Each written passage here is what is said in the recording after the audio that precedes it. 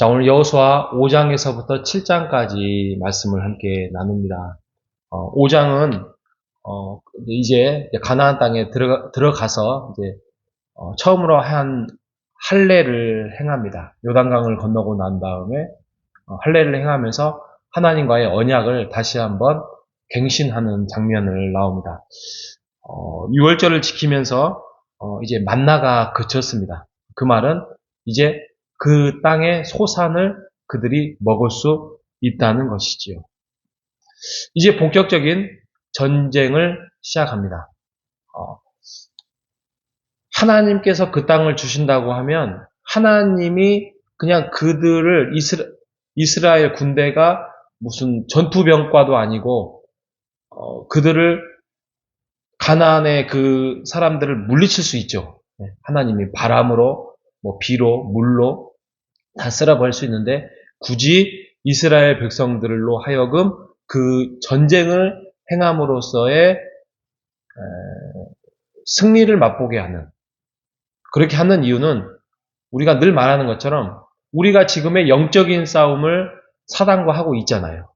그런데 하나님이 그냥 물리칠 수 있고 그것을 우리로 하여금 힘을 안 들이게 할 수 있는데 굳이 이 땅에서 우리에게 영적인 싸움을 하기 위한 것은 바로 우리를 동역자, 그리고 우리에게 같은 하나님의 나라의 백성과 하나님의 나라의 아들로 자녀로 부르시기 위한 그러한 수단이라는 것입니다. 이게 만약에 그냥 우리는 뒷짐지고 하나님께서 전쟁을 다해서 하는 것이라면 우리는 그 감동과 감격과 힘을 얻지 못합니다. 그냥 하나님이 하셨지라고 생각을 하지 그게 얼마나 값어치가 있는 것인지를 모릅니다. 그런데 우리를 같은 자리에 부르셔서 그 자리에서 싸우게 하시고 그 자리에서 하나님과 함께 더불어서 우리를 그 전쟁에서 부르시는 것은, 영적인 전쟁에 부르시는 것은 하나님이 우리를 훈련시키시고 더 큰 사람으로 이 땅에서 세우기 위함인 것입니다. 이처럼 이스라엘 백성들도 그렇습니다. 이제 여리고성을 들어갑니다. 여리고성에 들어가면 어떻게 해야 되죠? 수많은 전략과 수많은 계획, 또 싸우기 전에 군사훈련을 시켜서 무기를 어디서 좀 가져오고 그러고 창과 칼과 방패를 통해서 그렇게 싸워야 뭔가 좀 이렇게 폼나지 않겠습니까? 그런데 무슨 7바퀴를 돌아야 됩니다. 하루에 한 바퀴씩 돌고 마지막 날은 7번을 돌아야 되고 그다음에 나팔을 불면 승리가 끝난다고 합니다. 아니, 이런 전쟁이 어디 있습니까? 아마 그 여리고성에 있는 가나안의 군사들도 어처구니가 없었겠죠. 쟤들 도대체 뭐 하는 거야? 왜 돌고 있는 거야? 그래서 여리고성의 함락이 이렇게 이루어졌습니다. 어이없는 전략이지만 그들은 순종했고 그냥 동참해서 하나님의 말씀대로 여호수아의 여리고성의 그 전략의 계획대로, 하나님의 그 계획대로 하면 승리를 가져왔습니다. 반대로 7장은 여리고성에 비하면 반도 승리를 쉽게 가져올 수 있는 그런 성인데도 불구하고 지고 말았습니다. 패배를 했습니다. 얼마나 어이가 없습니까? 여리고성은 이렇게 해서 이렇게 승리를 가져와서 정치했는데 아이성은 어떻게 보면 전략도 없이 그냥 이스라엘 백성들의 그런 지금 사기 진작 차원에서 그냥 몇 명만 나가면 승리할 수 있는데 졌습니다. 이유를 몰랐겠죠. 그런데 나중에 하나님께 물어봤더니 그 안에 죄가 들어왔습니다. 그게 이제 아간의 범죄라는 사실을 잘 알죠. 여기서 우리가 궁금합니다. 어떻게 보면 전쟁에 나가서 승리를 하면 거기에서 가져오는 물건들이 많습니다. 우리는 그것을 전리품이라 하지요. 전리품은 그것을 나간 사람들이 취할 수 있는 마땅한 일입니다. 그런데 그 전리품에 몇 가지 물건을 아간이 취했다고 해서 왜 그렇게 전쟁을 크게 이스라엘 전체를 시험에 들게 할 정도로 패배를 하게 되었냐? 이게 궁금하고요. 두 번째로는 아무리 아간이 그것을 한번 취했다고 해서 그것을 가족까지 다 죽게 되는 그러한 또 이스라엘의 백성의 그 나라의 지금 전투에 패배를 가져오게 할 정도로 그러게까지 해야 될 필요가 있었겠는가라는 생각을 가지고 옵니다. 자, 첫 번째는 이 전리품은 원래 전쟁에서는 가져올 수 있습니다. 그래서 취할 수 있습니다. 그래서 군사들이 나누어 줄 수 있습니다. 그런데 지금 여호수아의 이 가나안 전쟁에서는 안 됩니다. 안 됩니다. 왜냐하면 이 여호수아 때 이 전쟁은 가나안의 전쟁은 이게 이제 신학적인 용어가 있는데 헤렘 전쟁이라고 합니다. 우리말로 진멸 전쟁이에요. 진멸. 모든 것들을 다 진멸해야 돼요. 진멸. 왜요?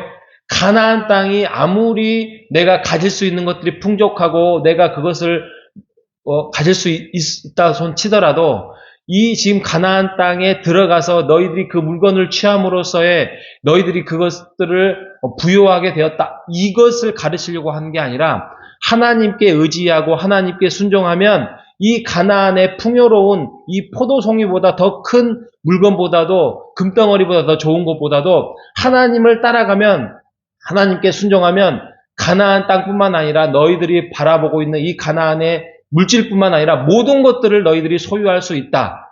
이것을 하나님이 주실 것이다라는 것을 가르쳐주기 위함이었습니다. 그 순종이지요. 그래서 이 가나안 땅에서의 전쟁은 무조건 진멸이에요.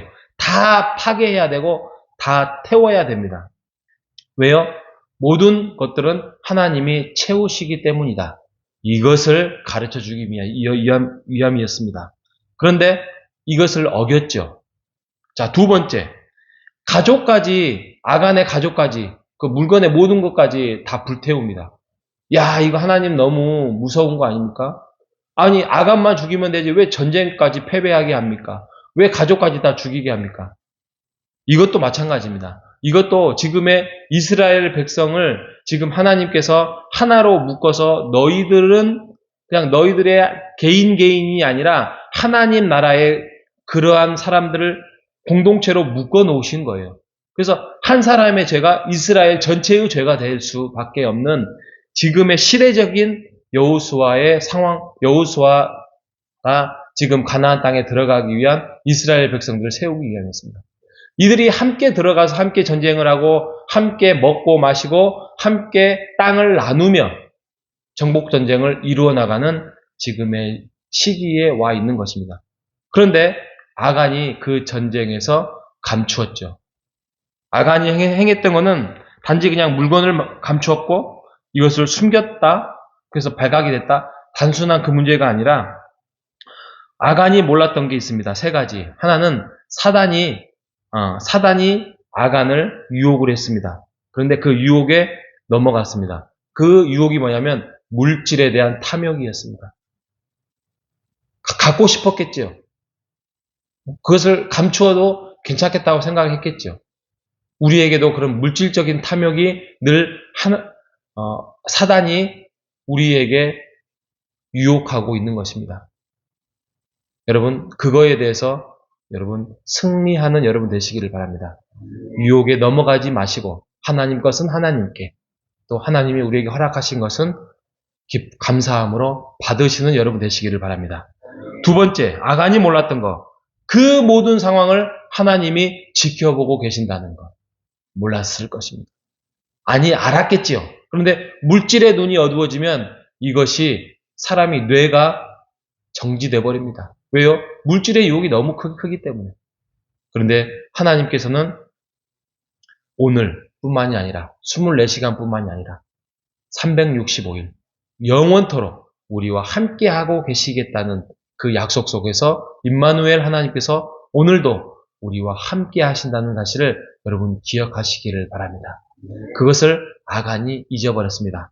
마지막, 아간이 몰랐던 것. 이 여호수아의 명령이 그냥 한 장군의 명령으로 생각을 했다는 것입니다. 지금 여호수아의 명령은 하나님의 말씀을 받아서 선포하는 것입니다. 그래서 하나님의 말씀이 곧 여호수아의 입을 통하여서 나왔는데 이것을 불복종하게 된 것입니다.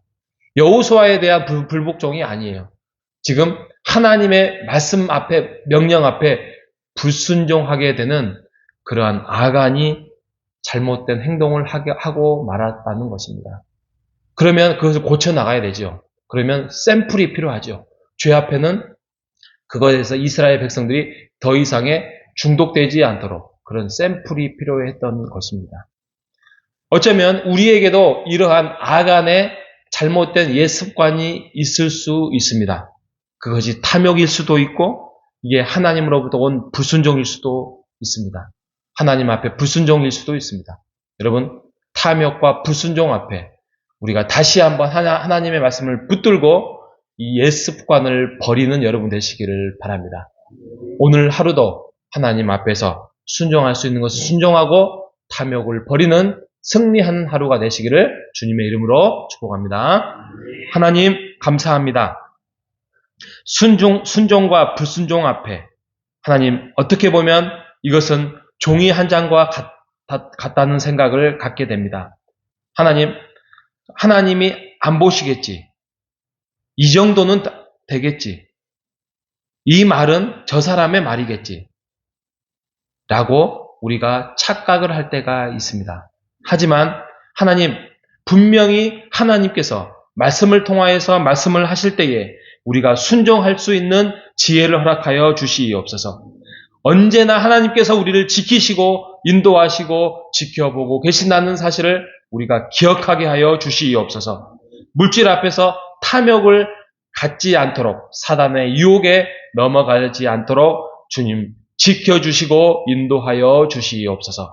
잘못된 길을 선택하지 않도록 지키시고 오늘 하루를 하나님께서 인도하여 주시기를 바라오며 살아계신 예수님의 이름으로 기도합니다. 아멘.